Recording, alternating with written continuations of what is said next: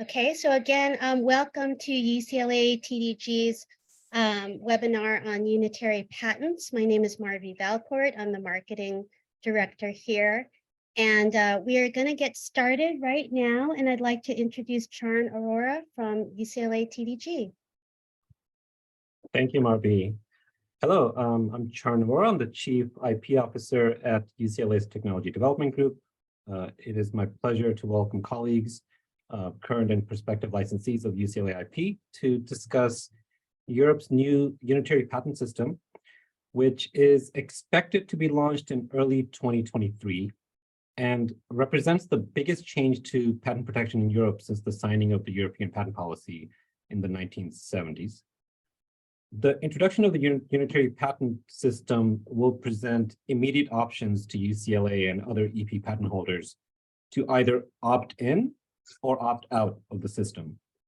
And to that end, UCLA will be engaging with licensees to solicit feedback for opting in or opting out once the patent system comes into force, which again, we expect that it will be in the new year. To help us understand the nuts and bolts of the new patent system, including the benefits and risks of opting in or out, we are joined by Dr. Richard Korn, founder of the London office of the law firm Cohen, where Richard serves as a partner in the life science group. Richard has a PhD in genetics from University of Cambridge and a law degree from University of Manchester. Richard will be providing remarks for approximately 40 to 45 minutes, leaving around 10 to 15 minutes at the end for questions. So please hold your questions until the end of Richard's remarks. In the meantime, please feel free to submit questions using the chat function, and I will share the questions with Richard during the question and answer part of the webinar. So without further delay, I'd like to welcome Richard Korn. Thank you very much. I'm just going to share my screen now, so if you'll all bear with me for 1 second.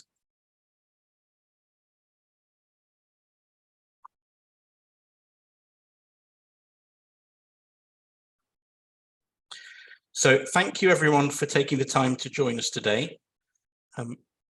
My name is Richard Korn. I'm a European and United Kingdom patent attorney working in the London office of Pearl Cohen. I've been working in the patent field for about 25 years, specializing in the life sciences. And I'm going to talk today about the changes to the European patent system that are coming into effect in a few months. So this is the agenda for today's webinar. I was asked to include a brief introduction to the European patent system because some attendees might not be particularly familiar with patents in Europe, and because it will help set the scene for where the changes fit in. I'll aim to point out what is changing and what isn't. I'll talk a little bit about geography, which is important because Europe is not always Europe.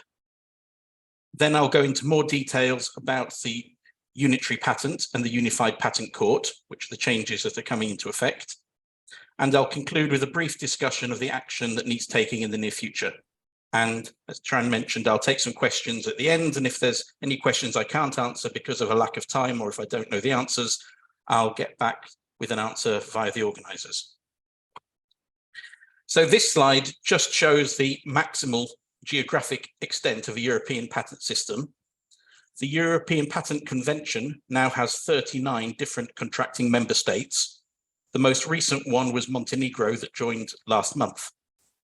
In addition, it's possible to extend a European patent application to include the Balkan state of Bosnia and Herzegovina, the Eastern European country of Moldova, the North African countries of Morocco and Tunisia, and also Cambodia in Southeast Asia. And those 5 countries you can see in light blue on this map. And I'm not going to talk much more about those 5 countries as they won't be involved in the Unitary Patent or the Unified Patent Court. So this slide is just a high-level overview of the European patent system. There are 2 main routes for US patent applicants getting a European patent, and both would traditionally start with a patent application filed in the US, a provisional or a non-provisional application, it doesn't really matter, which would be used to claim priority. And please bear in mind that there is no grace period in Europe. So any disclosures of your invention before you file your patent application can invalidate your patent in Europe when it might not in the US. Typically, you would either file a European application or an international PCT application within 1 year from your first US filing, and you claim priority under the Paris Convention. And the lower red line on the slide is where you file directly in Europe. The upper red line shows you filing through the PCT, where a year and a half later, you would need to convert that PCT international application into a European application by filing it directly in Europe. The EP application that's filed will cover all 39 contracting states of the European Patent Convention, and you have the option of adding the 5 extra countries mentioned previously. Then your patent application will be searched and go through a period of examination when hopefully your patent will be allowed and granted. And during all this time, you need to pay annual renewal fees to the European Patent Office. 3 months after your patent is granted, you then need to validate the patent. And this is where the 39 countries become untangled. You need to take action in each country where you want to have patent protection separately. This is indicated by the blue lines in the figure. The action taken will vary depending on the rules of each country, but it will generally include hiring a local attorney, paying an official fee, filing translations of the claims or the entire patent application. Not every country will require a translation, but many of them do, and paying annual renewal fees to the national patent offices. And you need to do this for every individual country in which you want protection. If you don't do it, you don't get it. There is no patent protection if you don't take this action. And the European patent becomes the equivalent of a national patent in that country. If you need to enforce your patent in the future, all action will be before the national courts under the national laws, just as if they were a national patent that you filed directly in the country. This slide also refers to opposition proceedings. Any party can challenge the validity of a granted patent at the European Patent Office within 9 months of grant. And that proceeding will be the only proceeding that takes place at the European Patent Office after grant. So what is changing? This is another version of the slide, which has been updated to show where the Unitary Patent comes into play, the top right-hand corner of the slide. After your patent grants, when you're validating the patent, you can, instead of the individual system, you can opt to have a unitary patent, which is a single patent with unitary effect in all the states which have agreed to join. It's effect a single patent which will cover a minimum of 17 countries. You need only a single action for all of these participating countries, a single official fee, a single translation, a single renewal fee. In addition, you can still validate your patent individually in any of the other 22 countries that you wish, just as previously. And of course, you don't have to request a unitary patent. If you prefer, you can validate your patent in any 1, 2, 3, or up to 39 individual countries, just as at present, and not request a unitary patent. The ability to request a unitary patent doesn't affect any of the issues in the filing, examination, allowance, or the opposition procedure. This slide is just a quick summary of the official fees involved in European patent applications. There are fees at the filing stage, filing fees, designation fees, search fees, examination, claims and page fees. Renewal fees are due every year to the Patent Office while the patent application is still pending. There is an official fee for grant and printing, and of course there's the fees for validation and the fees for renewal costs after grant. And these are the fees which will be affected by the unitary patent.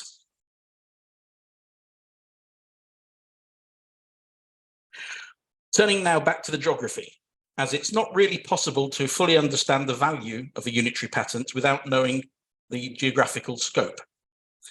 This slide shows all of the 39 European Patent Convention contracting member states. It doesn't include the 5 extra countries we mentioned before, as they're not relevant to the unitary patent. And this slide now compares the extent of the European Patent Convention with the European Union. It shows the 27 European Union member states in green, which are the states that we all know that joined in political union, have a single market. And the remainder of the 39 European Patent Convention states are shown in blue. So the European Patent Convention, the extent of it is much larger than the European Union. It includes the entirety of the European Union, and it includes countries like the UK, which has left, Iceland and Norway that are part of the European Economic Area, Switzerland, which is part of the single market due to bilateral treaties, and Turkey, which is not really considered part of Europe at all. This slide adds an extra layer of complexity, because not all of the European Union member states have signed up to the Unitary Patent and Unified Patent Court agreements. Only 24 of them have signed up, 3 others have not. These are Spain, Poland, and Croatia, and they're indicated in green in this figure. So the orange countries are the 24 of the 27 EU member states that have signed the Unitary Patent Court agreements. The 3 in green haven't. And of course, the 12 other member states of the European Patent Convention are shown in blue. And this slide adds yet another layer of complexity, because not all of the European Union member states who have signed up to the Unitary Patent and Patent Court agreements have taken the final step to ratify the agreements so that they come into effect. Only 17 of the 24 have. The other 7 others have not. So in the lighter orange shows the 7 member states that have not yet ratified the Unitary Patent and Unitary Patent Court agreements. It's a bit of a mess, really. There is still no single patent for the whole of the European Patent Convention. There's not even a single patent for the entirety of the European Union. What it means is that when the Unitary Patent will come into force, only 17 countries will be included. Over time, another 7 countries will join as their parliaments will ratify the agreement. It's unlikely, but possible, that the other 3 countries will join.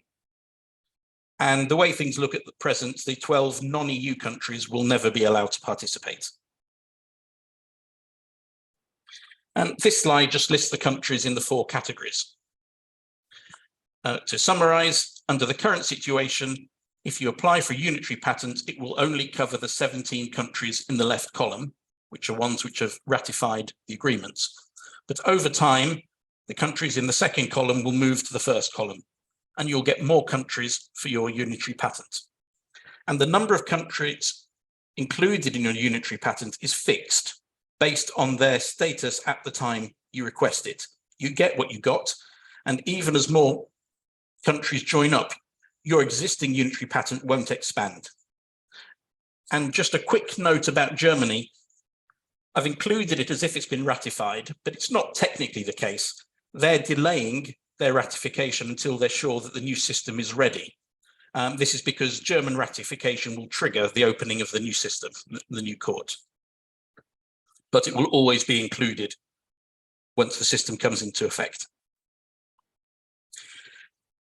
This slide simply provides some brief information on the size and the strength of the economies in these regions based on World Bank data from last year. If you compare the 39 EPC, European Patent Convention countries, with the US, they're very comparable in terms of the overall GDP, but all of them are very substantial economic blocks.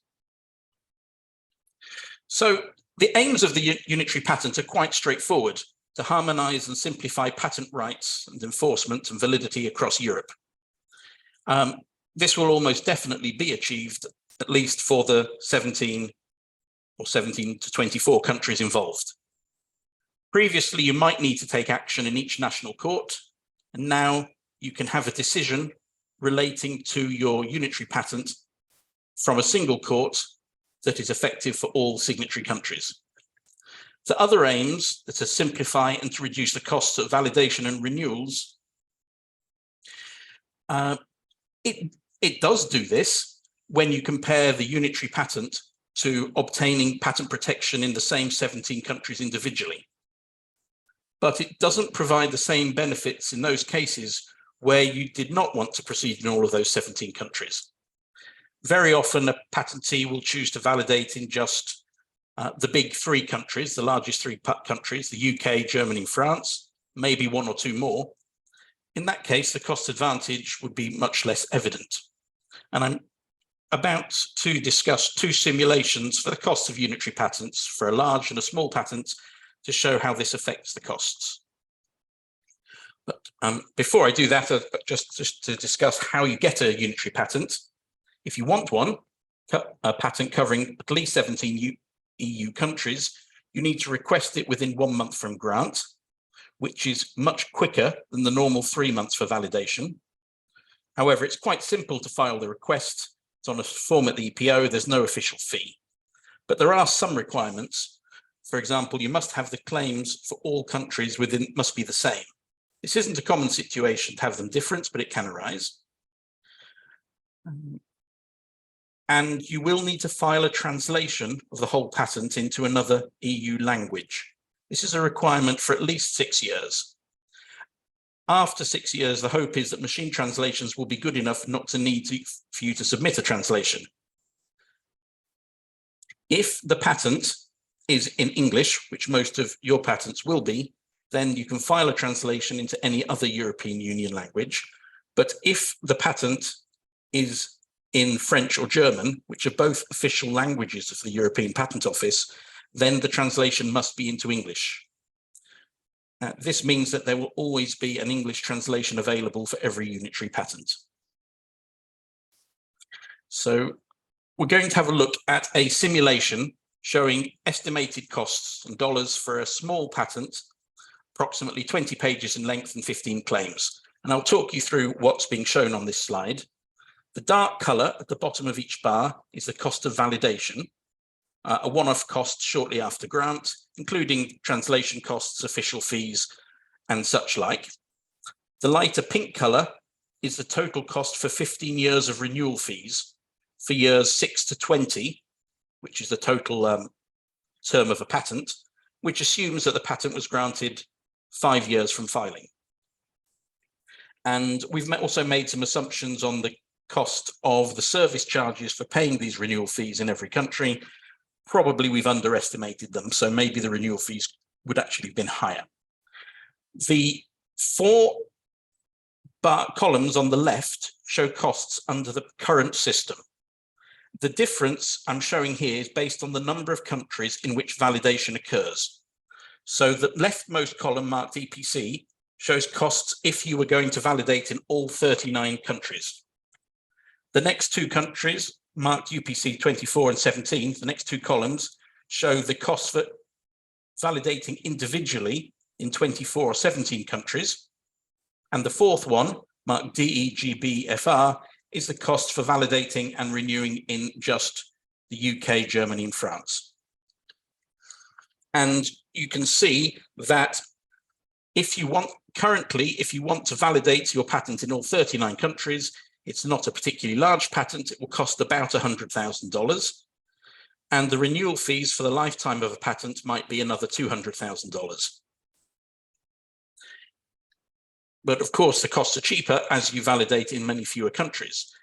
The actual validation costs for validation in just the 3 countries is almost unviewable on this graph. It's only $750 for these 3 countries that don't have translations, and they have much fewer renewal fees.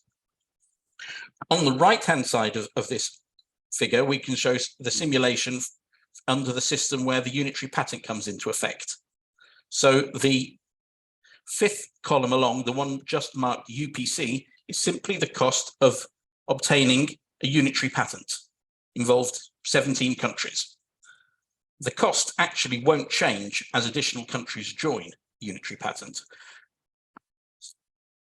About $2,000 for the initial validation and another $35,000 approximately for renewals through the lifetime of the patent. The last 2 columns are costs of validating your patent in every one of the 39 countries, including the use of the Unitary Patent and others, you can save about $100,000 compared to validating all countries individually, whilst the UPC, the Unitary Patent, has only 17 countries, but as the Unitary Patent expands to 24 countries, the costs savings will grow.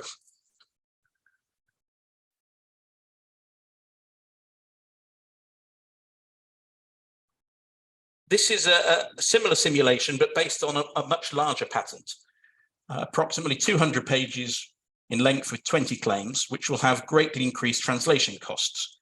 Again, the darker color is the cost of the validation, a one-off cost shortly after grant.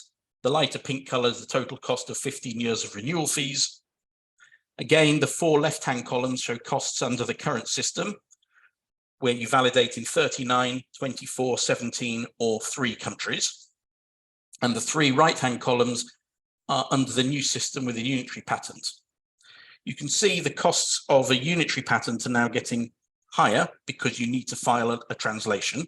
And for a 200-page patent, that can start adding up the costs.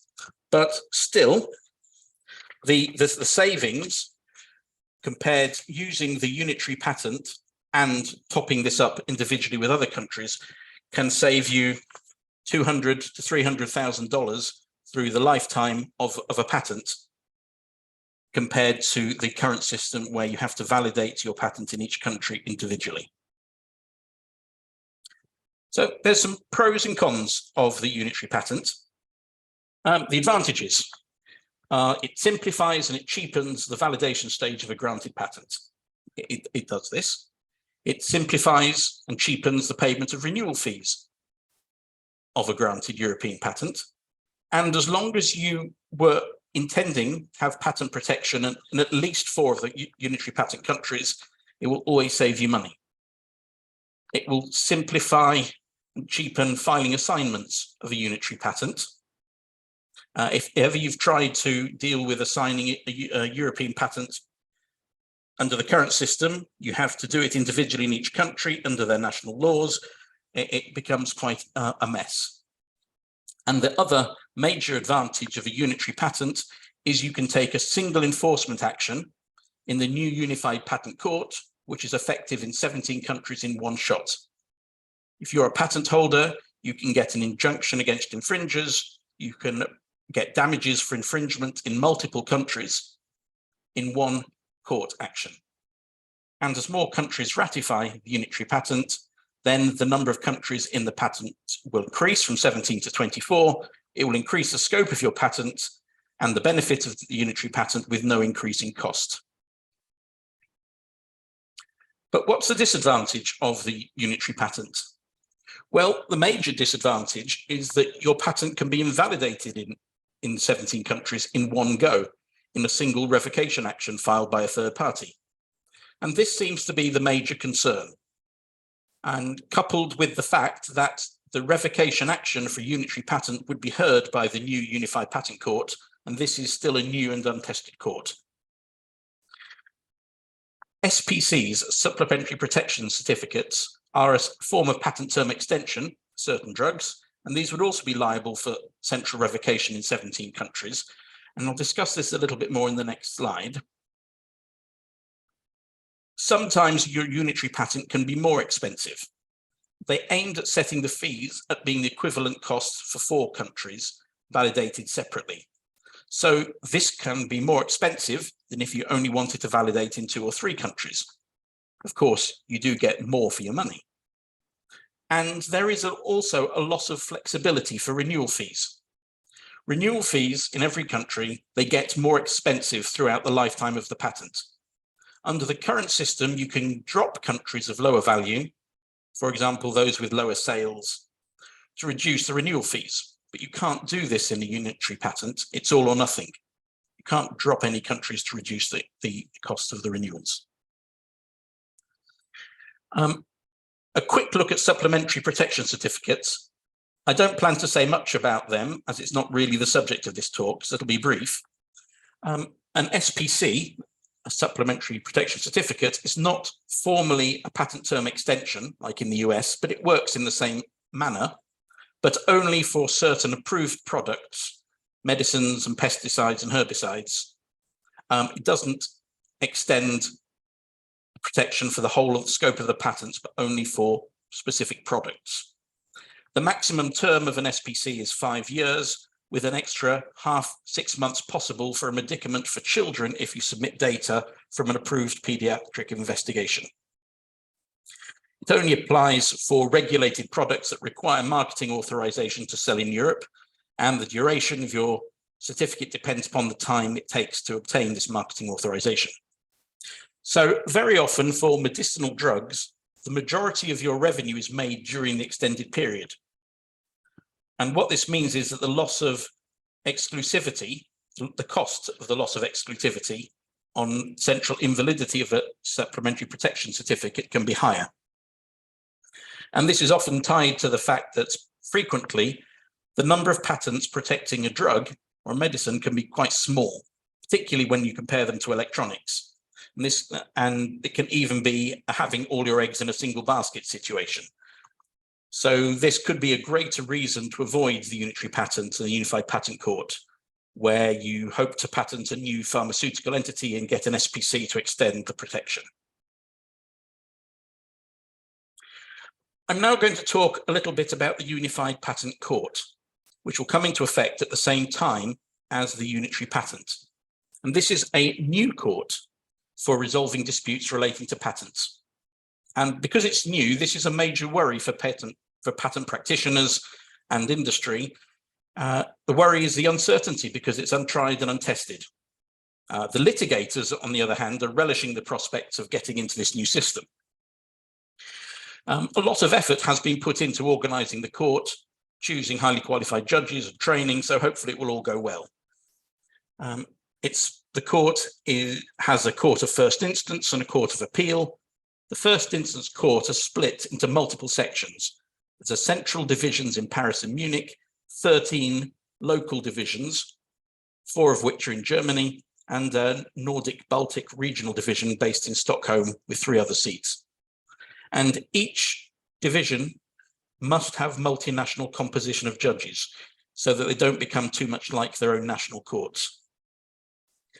The central division is for revocation cases, which has technically qualified judges as well as legally qualified judges.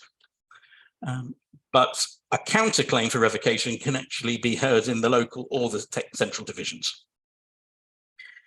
The Unified Patent Court Agreement explicitly states that European Union law has primacy. I'm not really sure whatever that means in practice, but referrals on questions of law will be sent to the Court of Justice of the European Union.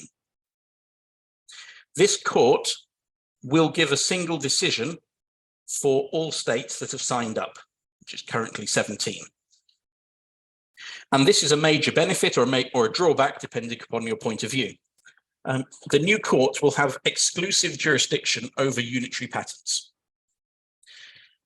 For now, it also has jurisdiction over your regular EP patents in the states that have signed up, but you can opt out of the jurisdiction of this court.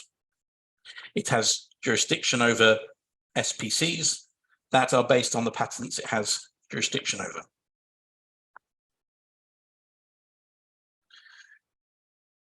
For patents within the jurisdiction of the new court, the Unified Patent Court, the court will have exclusive competence for cases of patent infringement. And essentially this takes over the role from national courts.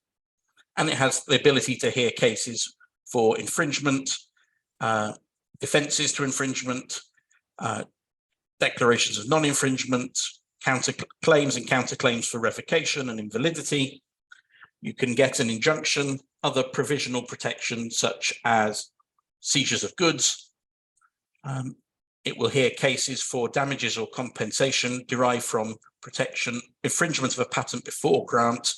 It can hear cases on prior user rights and licenses of right, but this new court won't have any competence over the national patents, over inventorship or ownership disputes, or compulsory licenses. So do we like the way this new court looks? So here are some considerations to help answering the question, do you want your patent to be under the jurisdiction of the UPC, Unified Patent Court? Well, the first major factor is the uncertainty. There's a legitimate worry that the court might lean anti-patent. So, but leaving aside the uncertainty, I think that we're quite hopeful that the court will go well. How strong is your patent? If you have a strong patent, you might not worry too much about the risk of revocation. Has the patent been tested? Has it survived opposition? Has it survived prosecution in multiple countries? If you think you have a strong patent, you might think that there's a greater advantage of being able to enforce it than being worried about it being revoked. Another question is, how large is your portfolio? You might have other patents protecting your product, in which case one of them can be a unitary patent to help with easier enforcement, and you can still have other national patents covering your product in case the unitary patent gets revoked. Does this procedure favor the claimant?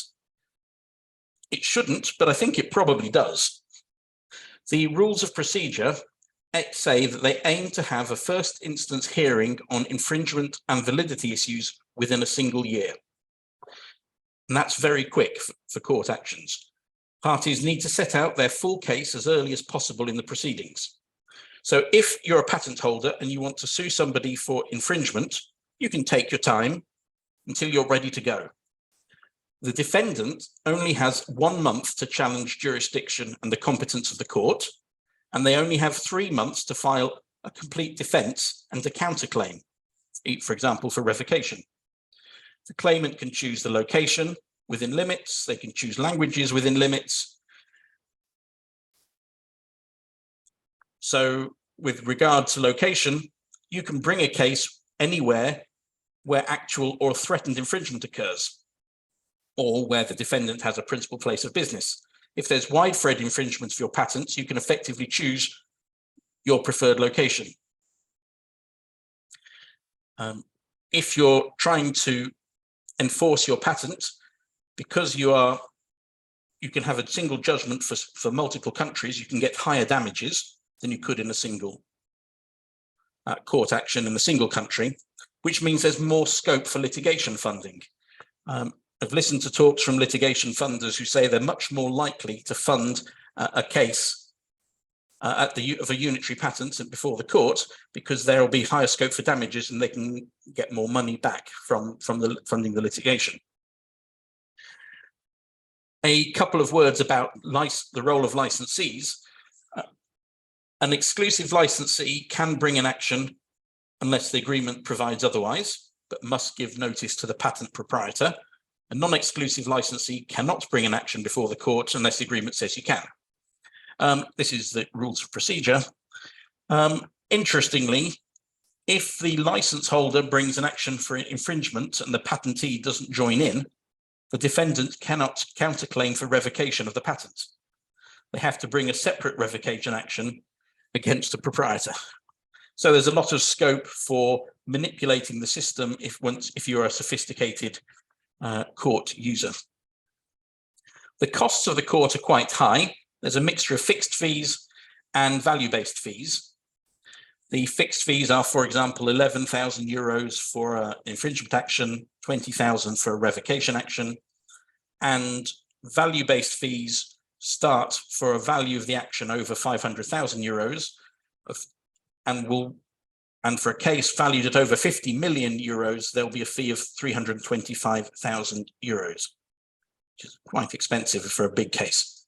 There'll be a reduction in fees for small and micro entities and a reimbursement of majority of the fees if you settle early. And there will also be the ability to recover reasonable and proportionate attorney fees.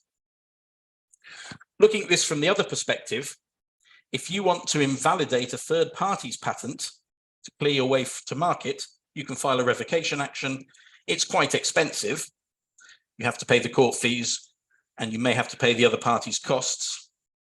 It's much cheaper to do this via an opposition at the European Patent Office.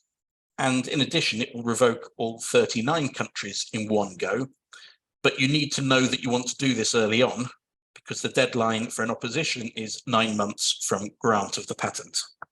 Whereas at the Unified Patent Court, you can file a revocation action at any time during the life of the patent.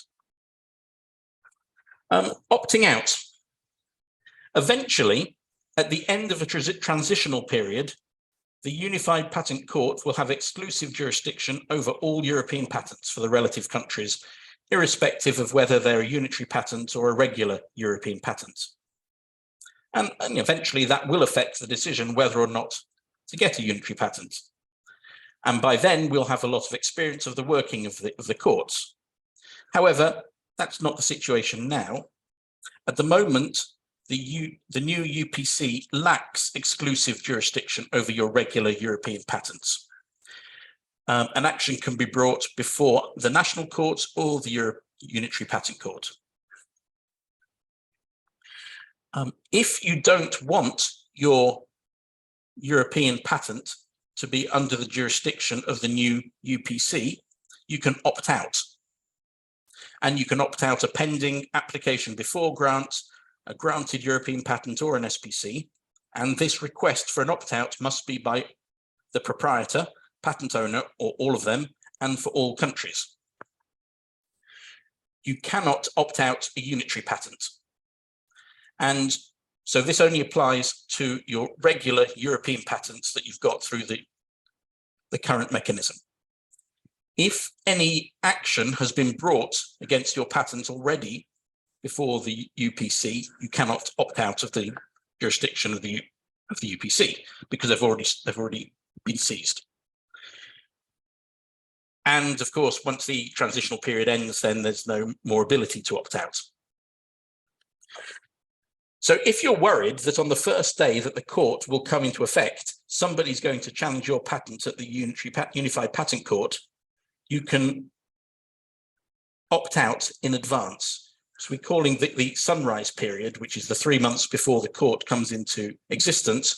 You can file an opt-out in advance. And that way you can guarantee that somebody else cannot file a UPC action against you on day one to prevent you opting out. If you've opted out, you can opt back in, which means you take your patent out of the UPC system, and when you're ready to sue somebody at the UPC, you can opt back in and then take action there. But you cannot do this if there has been any action before a national court in the meantime. And once you've opted out and opted back in again, you can't opt out another time. So what's the anticipated timing for all of this? Germany is expected to ratify the treaty next month in December. They're just waiting until everything is ready to start. Everything is now at quite an advanced stage of preparation. The rules of procedure have been approved, judges have been appointed and being trained, the buildings are furnished, computer systems are set up and being tested. And once Germany ratifies, it starts the Unitary Patent, and the Unified Patent Court will start at the beginning of the 4th month afterwards, which looks like it's likely to be April the 1st of next year. And the period between German ratification and the start of the system is known as the sunrise period of 3 to 4 months. During this time, you can, if you want to get a unitary patent, you can defer grant of your patent to allow you to apply for a unitary patent. You can file a request, an early request for a unitary patent to be actioned on the start date. And also during the sunrise period, you can opt out your ordinary European patents from the jurisdiction of the Unified Patent Court. So what action do we need to take now? Well, it's what we need to consider. Do I want my new European patents to be a unitary patent? There's a cost-benefit analysis. Potentially it could save a lot of money. And if you have several patents, it can save quite a lot of money. Do you want your unitary patent, your European patent, to be under the jurisdiction of the court, If you don't mind being under the jurisdiction of the UPC, so you've got an ability to enforce your patent more easily across multiple countries, then it's very easy. You go for a unitary patent. But if you don't like it, then you wouldn't. Remember, the deadline is 1 month after grant. And if you are getting close to allowance, we can delay the grant of pending applications so that you can take the benefit of the unitary patent. The second thing to consider is for my non-unitary European patents, so I also want them under the jurisdiction of the UPC. This applies for new patents and for existing patents and pending patent applications. If I don't mind that they're under the jurisdiction of the UPC, you don't need to take any action. If you don't want them to be under the UPC, we can opt out. And we can do this during the sunrise period, the 3 months before the system comes into effect, or afterwards, as long as no action has already been taken. So thank you very much for listening. And I think now we are able to have some questions. Thank you.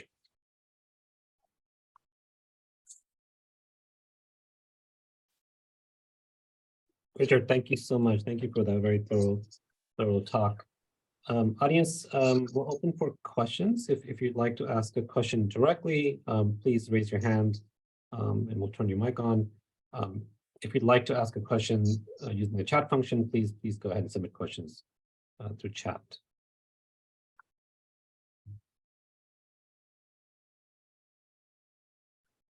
If there are no questions so far, Richard, perhaps we can talk about the different market considerations, whether a product is a pharmaceutical or is a medical device or something in electrical engineering. Sort of what your thoughts are on what licensees should be considering in the different technology areas. Well, it seems that the industry in the computing, mobile technology, communications field are quite enthusiastic and all look like they're going to be going for unitary patents. The pharmaceutical industry seems to be much more reticent. And I think this is due to the fact that usually there are many fewer patents covering a pharmaceutical product. And the risk for them of having their patent knocked out in multiple countries in one go is quite high. And they are seeming to be saying, I'm going to step back. I'm going to see what's happening, see how it works by opting all my patents out of the system and rejoining as and when I'm either confident about the system or when I want to use the system. And that seems to be what's happening. When you talk to people who have been involved in the drawing up the system, there's a worry about the politicization of the fact that there is a ability to refer cases or refer points of law to the Court of Justice of the European Union, that they may be take an anti-patent position or at least an anti-pharmaceutical position. So I think that's also been pushing the tendency for the pharmaceutical industry to say, we're going to take a more skeptical approach and hold back at the beginning. I personally, I'm quite ambivalent in many ways, in the sense that maybe it doesn't matter so much which court I'm going to use, because if I have a good patent, I can enforce it, and it doesn't, if somebody wants to attack my patent, they're going to attack me wherever I've got it. So overall, I think the other point about the supplementary protection certificates and the extension, which is within the pharmaceutical or the plant protection industries, the herbicides, the pesticides. I don't want to give any firm advice either way, because these are all case-by-case analysis of what fits each individual circumstance. But probably for those patents where you are hoping you'll be in a position where you get marketing approval of a drug, I would probably be advising those are ones that are kept out of the new system for now. Otherwise, I would say it's on a much more balanced case-by-case basis. Great. And you mentioned that there would be a sunrise period, 3 to 4 months prior to the enaction of the Unitary Patent system. And during that time, we can opt out of the system. Now, Correct. is that a simple procedure? Is that just a submission of a document, or is that a much more lengthier process? It's not quite so simple. It has to go through the new court, and the court computer system and the record system is up for testing, but it's not, well, it's not live, obviously, but it's also not 100% clear how easily it's going to work. The opt-out has to be filed by the patent owner or each patent owner, and it has to be the true owner, not the registered owner. And so there may be some effort involved in getting the permission of each owner. But once this is done, but the actual application, once you've got everything together, shouldn't be too difficult. And once we opt out, if one patent holder opts out, they can opt back in once the Unitary Patent takes force. But then So that's correct. Right. Sorry, I'm interrupting you. No, go ahead. So once this new system comes into effect, and you get your European patent granted, and you validate it in countries such that are within the scope of the new court. If you chose to get a unitary patent, it's always going to be under the jurisdiction of the new court. That's clear. But if you don't, and you just validate individually in several countries, and you carry on doing it like we're doing now, or if this is what you've done in the past for any of your existing patents, when you didn't have the option for the unitary patent, then if you take no action, then you can use either the new Unified Patent Court or the national courts. And it's the choice of whoever starts the action first. If you want to institute infringement actions, you can use the UPC or the national courts. And if somebody wants to try and revoke your patents, they can choose. If you don't want your patent to be challenged through the Unitary Patent Court, through the Unified Patent Court, you can opt out. In which case, only national courts will be able to hear action on that patent. Wonderful. UCLA licensees, this is going to be an important decision to be made early next year. So if UCLA has a EP patent that is licensed, we will be reaching out to the licensees to solicit feedback. At that time, we can have conversations about the cost savings and other risks involved in either opting in or opting out. But UCLA will be reaching out to licensees, so we will have a much more lengthier discussion early next year. Are there any other questions from the audience?